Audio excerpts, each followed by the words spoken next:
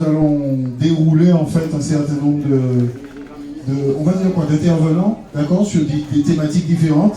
L'objectif est de pouvoir vous conscientiser à une nécessité, la nécessité de prendre conscience de notre écosystème, des changements à opérer dans nos modes de vie, de façon à se réapproprier notre état naturel. Je vais dire ça comme ça, c'est ça, hein, d'accord.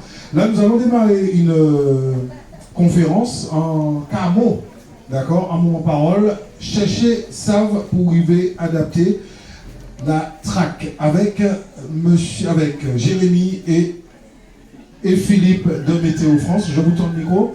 Je vais commencer par vous demander, mais qu'est-ce que c'est que la track? Alors Jérémy va compléter. En fait, il y a un changement de paradigme entre l'an dernier, ça fait 3 ans qu'on vient de déclic.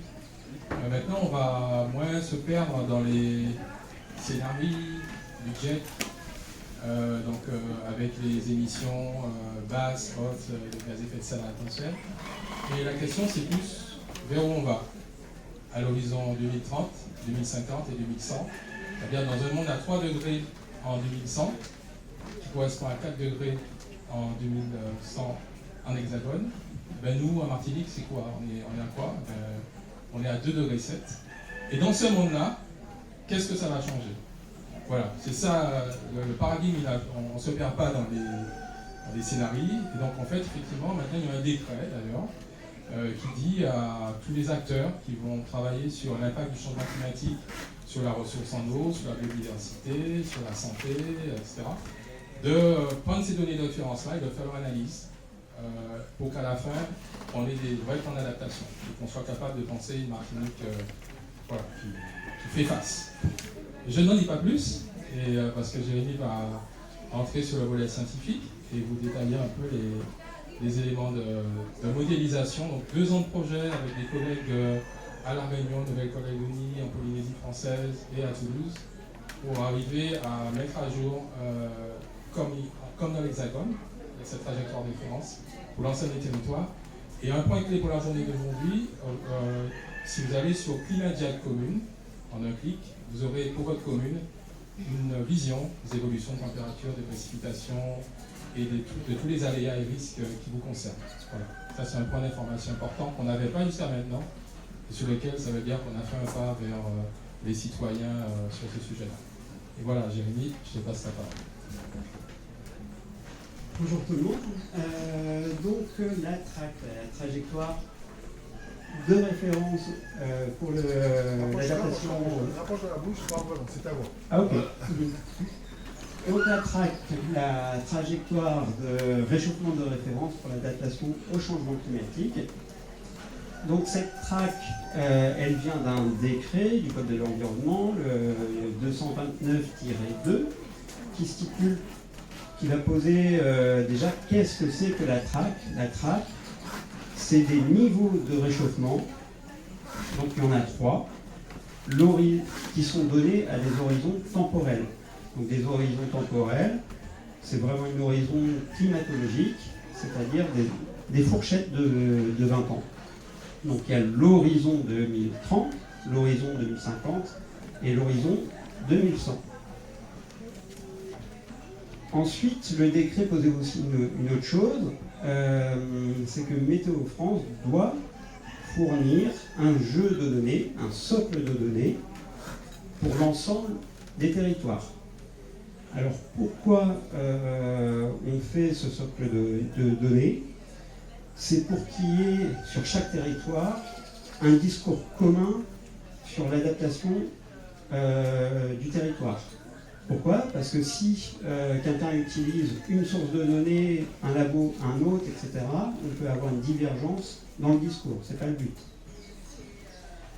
Donc, et aussi, il y a énormément de modèles. Donc l'idée, c'est qu'il y ait une communauté scientifique qui prenne les meilleurs modèles pour chaque zone.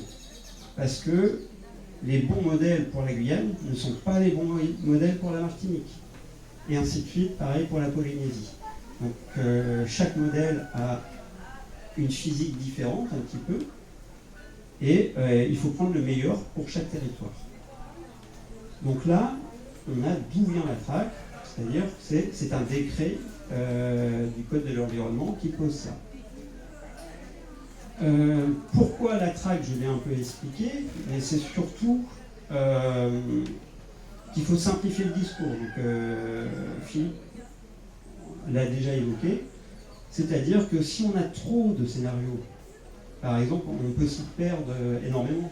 On a le scénario, par exemple, le SSP 1.9, c'est le scénario de l'accord de Paris. Si on le prend, c'est pas terrible, c'est 1,5 degré. Et par exemple, 1,5 degré, c'était déjà passé de réchauffement à l'échelle planétaire. On l'a déjà atteint en 2024 parce qu'on avait atteint 1,52.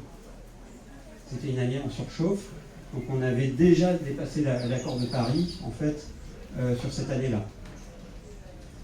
Donc, c'est pour ça, si on prend le scénario faible émission pour l'adaptation, c'est pas bon parce qu'on l'a presque déjà dépassé.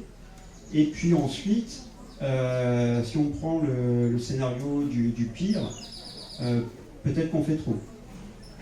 Donc l'idée a été de regarder ce qui s'est produit des années 90 à maintenant, et une grosse communauté de scientifiques qui a fait un rapport pour l'ONU a montré que pour le moment, on suivait le scénario médian du GIEC, c'est-à-dire alors c'est un peu technique, c'est le SSP 4.5.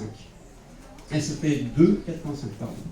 Donc ça correspond à un scénario médian, et dans ce scénario, il y a quand même une condition qui est assez importante à prendre en compte, c'est qu'on a une réduction progressive des émissions. Il y a quand même une notion de réduction des émissions. Donc, il faut que la politique suive si on veut que cette trajectoire, ce cap, soit suivi. Sinon, il faudra réactualiser la track et le décret le prend en compte, en fait. C'est-à-dire, dès qu'il y a des nouvelles données, ça sous-entend ça, c'est dit un peu poliment, c'est s'il y a des nouvelles données scientifiques qui soient plus à jour, meilleures, c'est écrit meilleur dans l'article, on changerait de cap. Donc, là, on a posé ce qu'est la track. Mais qu'en est-il de la track sur les trois horizons? Donc, à l'échelle mondiale, on va parler d'un réchauffement à 1,5 degré, donc horizon 2030. On a évoqué l'année 2024, on y est, quoi. L'horizon 2050, donc là on est à 2 degrés, plus 2 degrés de réchauffement à l'échelle planétaire. Et l'horizon 2100, 3 degrés. Donc le 3 degrés, il vient également du même rapport de l'ONU qui stipulait qu'à l'horizon 2100, on pourrait atteindre 3,1 degrés de réchauffement planétaire. Donc ça a été arrondi à 3 degrés. Il y a une petite problématique, donc c'est 3 degrés par rapport à l'ère pré-industrielle. Ce qu'on appelle l'ère pré-industrielle, c'est de 1850 à 1900. Donc l'idée, maintenant, c'est de savoir qu'est-ce que ça fait finalement sur une zone beaucoup plus régionale. Donc il y a le réchauffement planétaire. Donc pour ceux qui ont vu les anciennes présentations qu'on faisait sur le changement climatique, on voyait que sur l'ensemble du globe, on ne réchauffe pas de la même manière. Il y a des endroits, en fait, ça va réchauffer plus vite, notamment au pôle, ça chauffe beaucoup plus vite. À l'équateur, ça chauffe beaucoup. Qu'en est-il à nos latitudes? Qu'en est-il en Martinique? Donc ça a été l'objet d'un gros projet de Météo France, de savoir comment on passe de l'échelle des niveaux de réchauffement planétaire à des niveaux de réchauffement à l'échelle de la Martinique.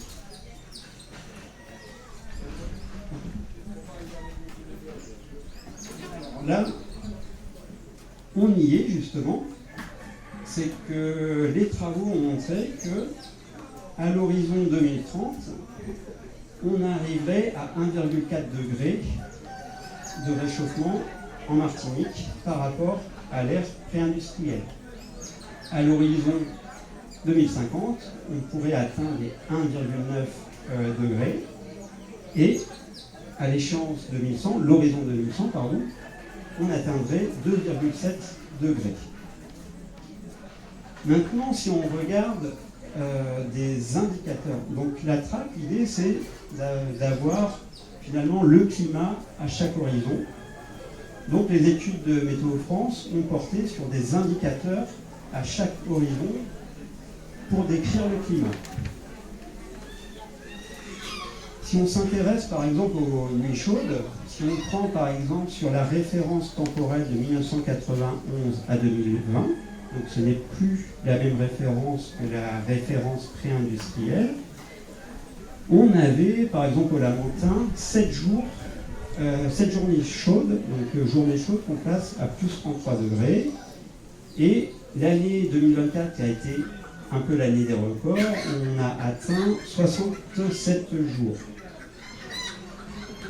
Donc ce que l'on peut voir au fur et à mesure du temps, si on regarde la différence entre la période 1991 à 2020 avec les différents horizons, on voit une augmentation progressive de ces journées chaudes, surtout sur la façade caribéenne et également surtout au sud. Il y a un gradient nord-sud, donc une différence nord-sud, il y a plus de journées chaudes au sud et surtout plus de journées chaudes façade caribéenne. Donc les nuits chaudes sont super importantes pour beaucoup de choses. En fait, c'est le corps humain, on va évoquer l'hyperthermie, on peut avoir des coups de chaleur, donc on peut faire des passages aux urgences du fait des fortes températures, surtout sous latitude, car si on croise la température et l'humidité, en fait le corps a du mal à réguler sa température. Si on s'intéresse aux nuits chaudes à présent, c'est pareil, on regarde la différence de nuits chaudes entre la période 1991-2020 avec les différents horizons. Tout d'abord, les nuits chaudes, en fait, on va les trouver sur les zones basses de la Martinique. C'est surtout sur tous les littoraux, ça s'explique par l'effet de la mer, d'une part. La mer va moins refroidir durant la nuit que la terre. Donc ça apporte une masse de chaleur. Ensuite, il y a aussi les zones urbanisées, où là, la température la nuit descend moins vite. Donc on a déjà davantage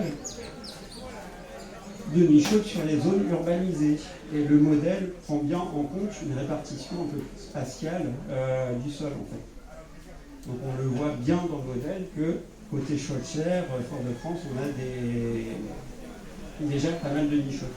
Et au fur et à mesure du temps, on voit un accroissement considérable des nuits chaudes, ce qui fait que, par exemple, à la Trinité, ça serait des nuits chaudes tout le long de l'année, très rapidement, sachant qu'il y a déjà eu certaines années jusqu'à quasiment 180 de nuits chaudes en une année. Toujours l'année 2024 qui a battu tout le record. Et donc, on voit toujours une disparité entre les zones hautes et basses, et surtout, à terme, quasiment tout le sud de la Martinique connaîtrait aussi que des nuits chaudes. Ensuite, donc les nuits chaudes sont assez importantes, notamment c'est surtout la nuit qu'on va réguler sa température. Et donc, plus la nuit est chaude, et plus le corps fatigue. C'est pour ça que durant les vagues de chaleur sont très importantes. Pourquoi ? C'est parce que la température moyenne entre le jour et la nuit en fait, est hyper élevée et le corps a du mal à se reposer. Donc toutes les personnes fragiles sont vraiment touchées et ça peut amener des cas d'hospitalisation. Et les nuits chaudes aussi sont très importantes pour l'agronomie. Pourquoi ? C'est surtout pour les semis. On parle en agronomie de température de levage. Et dès qu'elles sont élevées, en fait, on a beaucoup de difficultés à faire pousser, à faire germer les graines et lever les premiers plants. Donc ça pose des problèmes. Par exemple, on pourrait se poser la question, pourquoi pas, dès 2050, on fait germer les plantes en hauteur et puis ça serait une nourricière sur les zones de haute altitude, et on donne des plans aux zones plus basses. Pourquoi pas? En question d'adaptation, ça pourrait être une solution. Ensuite, donc là, on vient de parler des températures. Donc pour le moment, on n'a que deux paramètres, les températures et les pluies. On aura plus tard l'humidité, le vent, etc. Le projet court encore, le projet se peut aller. Donc là, si on s'intéresse aux précipitations, au cumul de précipitations annuelles, donc à l'horizon 2030, le signal des pluies en fait encore un petit peu incertain, mais on va sur une baisse des précipitations. Une baisse qui sera continue jusqu'à 2100. Donc on avait en mémoire d'un coup, c'est moins 29% cumulé annuel. Mais il faut bien regarder où se fait la baisse de ces cumuls. Il y a toujours une disparité nord-sud et on s'aperçoit aussi que c'est sur les hauts reliefs qu'il y a une baisse des précipitations. Ça, c'est assez problématique. Pourquoi? C'est parce que c'est l'eau qui arrive sur les reliefs qui va recharger les rivières, qui va recharger les nappes d'eau, et donc on parle directement de disponibilité en eau, notre consommation d'eau. Donc 29% en fait, qui sont un peu aggravés par rapport à la répartition de ces pluies sur le territoire, la baisse de répartition des pluies sur le territoire. Et en saison sèche, on aurait à terme moins 30% de pluie. Donc là, c'est pas exprimé en pourcentage mais en millimètres, mais c'est surtout le sud qui serait impacté et aussi les hauts reliefs.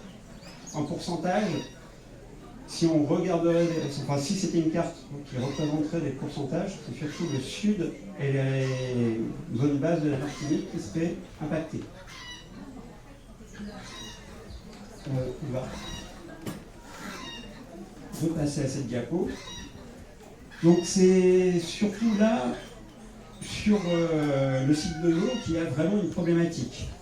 Donc on a une perte de cumul annuel, on a une saison sèche beaucoup plus sèche, on a une saison des pluies qui est raccourcie, surtout sur le mois de juillet, saison des pluies qui est plus sèche, et aussi on a des périodes de sécheresse qui seraient allongées. Là, si on prend la médiane de la Martinique, ça serait plus 5 jours. Et sur les zones basses déjà sèches, ça serait des sécheresses qui dureraient plus d'1 mois. Et on n'a pas montré là, c'est aussi les pluies dites rechargeantes. Donc les pluies au-dessus de 10 mm. En fait, il y aurait beaucoup moins de jours par an. Jusqu'à 16 jours à l'horizon 2100 pour une moyenne de toute la Martinique. Ce qui fait que, et je parlais aussi du fait que les pluies, il y aurait moins de pluie sur les reliefs. Donc en gros, on a un effet cumulé, un effet boule de neige qui fait que les 29% en moins de cumul en annuel sur la Martinique, en fait, il faut un facteur vraiment pour amplifier ce 29%, parce que ce n'est pas 29% de la consommation, de la production en eau en moins qu'on aura, c'est beaucoup, beaucoup, beaucoup plus. Et là, ça va demander des études justement pour pouvoir estimer, je pense, la consommation qu'on pourra avoir en Martinique. Mais c'est sûr que ce ne sera pas celle-ci, cette consommation d'eau en Martinique, qui a augmenté de 40%, je crois, c'est les chiffres qu'on avait en 5 ans. Sur la station de, je demande à Philippe, de Didier. Sur la station de Didier, sur les 5 dernières années, on a augmenté notre consommation de 40%. Donc c'est sûr qu'on ne va pas pouvoir augmenter d'année en année notre consommation d'eau, et puis avoir en parallèle des conditions climatiques qui ne permettent pas cette consommation. Ensuite, on peut parler du niveau de la mer, donc c'est le niveau, je ne l'ai pas exprimé encore là, c'est que la traque, c'est valable pour les variables qui n'ont pas beaucoup d'inertie. Le niveau marin a beaucoup d'inertie, c'est-à-dire qu'il faut vraiment prendre en compte à la fois le temps, la durée, et aussi la température. Et comment la température a augmenté pour avoir un niveau marin. Et c'est pareil pour l'acidité des océans, etc. Donc la traque fonctionne surtout sur les variables climatiques, donc la température, les pluies, l'humidité, le vent, mais ne fonctionne pas trop pour les paramètres en fait, qui demandent une certaine inertie, comme les glaciers, le niveau marin, l'acidité des océans, la température de l'océan en profondeur. Ça ne fonctionne pas.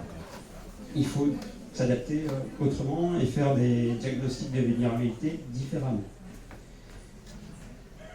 Et donc, là, je vais commencer à vous laisser la parole, mais avant, on va parler des perspectives. On a vu, là, on est vraiment sur les prémices, en fait, des diagnostics liés au projet SOCLOM, donc les données qui ont permis d'avoir une définition qui a été exceptionnelle de 2,5 km sur le sol martiniquais. Ça veut dire que chaque 2,5 km, on a un diagnostic climatique à différents horizons.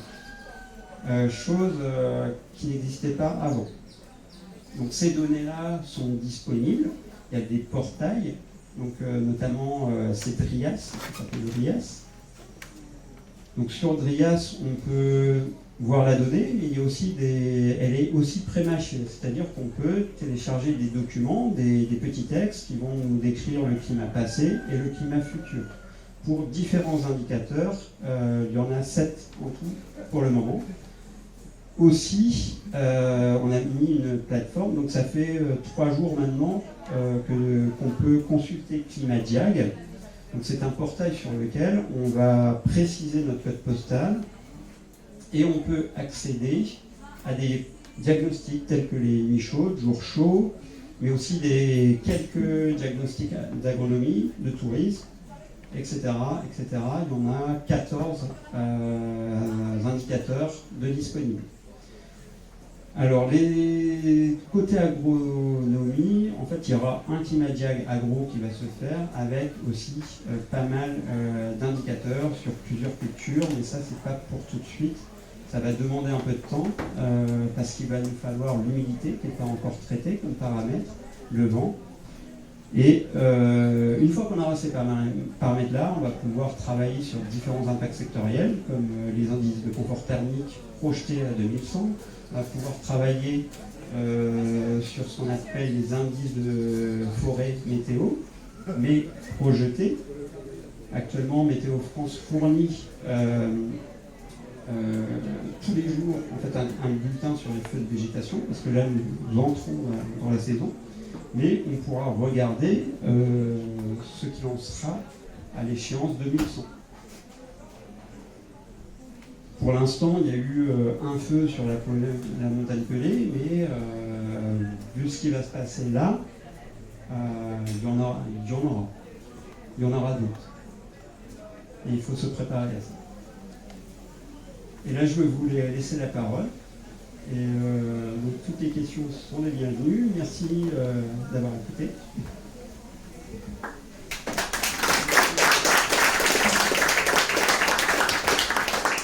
Alors, avant les questions, parce que c'est quand même assez lourd, comment vous vous sentez? C'est la première chose que je vais poser. Ça va. Je ne sens pas qu'il y a une grosse énergie. Bon, évidemment, quand on vous a prévenu qu'il y aura des nuits chaudes, que le niveau de la mer va monter, qu'il y aura de moins en moins de pluie, donc moins de ressources en eau, bah, je suppose qu'on n'est pas rentré on n'est pas en mode fiesta, tout va pour le mieux. Mais cela dit, on peut agir. Et donc, on va voir juste après, une fois que vous aurez posé vos questions, pour être sûr de qu'est-ce qui va se passer au niveau des trajectoires, en tout cas des diagnostics. Ensuite, on va vous mettre en contribution pour commencer à réfléchir et mener une réflexion collective pour savoir comment on s'adapte en fonction de ces données-là. Donc déjà, est-ce que vous avez des questions par rapport à ce qui vous a été présenté? Bonjour, merci de cette présentation. Ce qui m'intéresse, et je crois que j'ai eu la réponse sur les phrases de fin, c'était de savoir dans les prédictions de chaleur, notamment de la température de la nuit et le soir, est-ce que vous prenez, parce que vous avez fait des segmentations entre les zones hautes, donc qui sont plutôt des zones naturelles, et des zones urbaines sur les côtes. Est-ce que dans cette projection, vous prenez en compte l'artificialisation des sols, s'il y a du béton ou autre qui va conditionner, et donc forcément les solutions à y apporter pour rendre les nuits plus fraîches vis-à-vis de tout ça? Alors, dans les modèles climatiques, c'est des modèles où finalement il y a plusieurs boîtes. Il y a la boîte du cycle de l'eau, il y a la boîte plusieurs paramétrages, dont l'occupation des sols. C'est une occupation des sols qui est figée. C'est une hypothèse qui est assez restrictive. Et pour l'instant, en fait, on sait planifier finalement l'occupation des sols, c'est vraiment c'est une politique locale qu'on ne peut pas modéliser encore dans un modèle climatique, ce qui pose des problèmes par exemple sur certains territoires comme celui de la Guyane où il y a une exploitation forestière qui est telle qu'il est un peu compliqué de savoir quelle sera l'occupation des sols. Par exemple, est-ce qu'on va refaire un site de production solaire en coupant plus d'1 hectare de forêt, comme il s'est fait en Guyane, on ne sait pas ça, on ne peut pas le prévoir. Donc c'est vraiment une des limites, l'occupation des sols est vraiment une des limites des modèles. Juste pour compléter, en fait, quand on fait un exercice de modélisation, il y a un certain nombre de paramètres en fait, qui sont fixes. Et puis c'est à nous d'agir pour que ce qu'on voit là, voilà, qu'on soit un peu en dessous, en fait. C'est un peu une manière de s'adapter. C'est-à-dire, puisqu'on voit ça avec la photo d'aujourd'hui, effectivement, les actions d'artificialisation vont probablement changer la trajectoire. C'est aussi ça, en fait, l'idée. Et après, c'est parce qu'il y a un exercice numérique, à un moment donné, il faut partir d'une photo la plus juste possible. Et puis ensuite, il faut faire tourner le modèle climatique tant qu'on peut. Donc jusqu'à 2100, c'est des milliers d'heures de calcul, en fait, pour arriver à ça.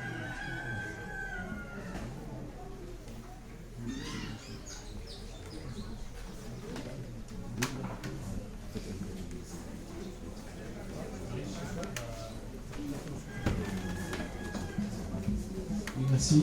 Juste une petite question, c'est peut-être à la marge, mais j'étais surpris de voir qu'il y avait un écart aussi important sur l'élévation du niveau de la mer à l'échelle de la Martinique entre Fort-de-France et Gare-Pilote.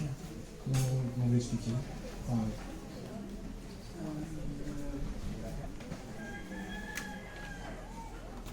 Tout à gauche. En fait, vous avez regardé Climadial, c'est ça peut-être? C'est moi. Tout à gauche. Ah, d'accord. Non, c'est bien ça. En fait, nous, la source de données, c'est Bergel. Hein, donc, on l'a mis parce qu'on a la question. Donc, voilà. Donc effectivement, ça, c'est dans Climadial. Donc, commune par commune, Port-de-France, Oisilet, etc. Toutes les communes littorales, ils ont estimé en fait le max. J'espère juste qu'on ne s'est pas trompé dans le poster, mais a priori c'est ça. C'est la valeur qui a été communiquée de 66 cm pour Port-de-France. Alors il y a aussi des plages d'incertitude. Quand on va sur Climadial, il y a aussi la fourchette basse et la fourchette haute. Et ça c'est le quantile 50 je pense. Voilà, mais c'était ça la question? C'était juste la valeur que vous étonnait ou... Oui, je m'étonnais qu'à l'échelle du nez, qu'il puisse y avoir de tels écarts. Mais Ok. En fait, sur le niveau marin, par exemple, dans le cadre de la GEMAPI, si on veut prendre en compte le changement climatique, actuellement dans les textes c'est plus 60 cm. C'est ce qui est pris. Et puis après, c'est vrai qu'il y a sur l'ensemble du globe, il y a une disparité qui est énorme en fait, parce que surtout au niveau de l'équateur, c'est là où il y aura une élévation les plus importante et un petit peu moins au pôle, il y a un gradient. Mais en fait, sur l'élévation du niveau marin, il y a une inertie énorme et puis c'est très variable sur les projections. En fait, là, on est vraiment sur 60 000 cm. On est sur quelque chose, une fourchette assez basse, à mon avis, pour l'horizon 2000. Ça peut être beaucoup plus. Alors, si on devait faire un peu de géophysique, je ne sais pas s'il y a des collègues du BRG, on dirait qu'en fait, il y a des bathymétries très différentes entre la baie de Fort-de-France et le Gare-Pilote, typiquement. Je ne sais pas où est le point de modélisation, mais on peut imaginer que le point de référence qu'il y a pour la baie, qui est quand même, que vous connaissez, avec une bathymétrie qui est assez profonde en fait, par rapport à la Gare-Pilote, où je pense que c'est Lance-Filier, on dit que Gare-Pilote c'est Lance-Filier, voilà, où on a des bathymétries complètement différentes, avec vraiment la coque des cailles, enfin, on n'est pas du tout dans la même chose, c'est-à-dire on peut imaginer qu'effectivement la différence vient de là. Alors pourquoi c'est 40 cm de différence, je ne sais pas. Alors, je peux essayer d'avancer un complément. Moi, j'ai vu aussi la donnée. Il faut se rappeler que Fort-de-France est en dessous du niveau de la mer. Donc, déjà, il y a l'écart. Dès que Fort-de-France est submergé, il est en dessous du niveau de la mer. Donc, on va prendre cet écart de centimètres. Et après, il y a le fait, effectivement, que le bassin, la bathymétrie est complètement différente. Vous êtes sur de l'océan ouvert quasiment. Pas dans une baie considérée en rivière pilote. Donc la façon dont les couches marines vont réagir en fait à ce gonflement, cette dilatation de l'eau qui fait qu'elle prend de la hauteur, va être complètement différente en fait par rapport à la baie et le système qui est ouvert vers l'océan. Enfin l'océan, la mer, vers la mer, plutôt vers la mer des Caraïbes.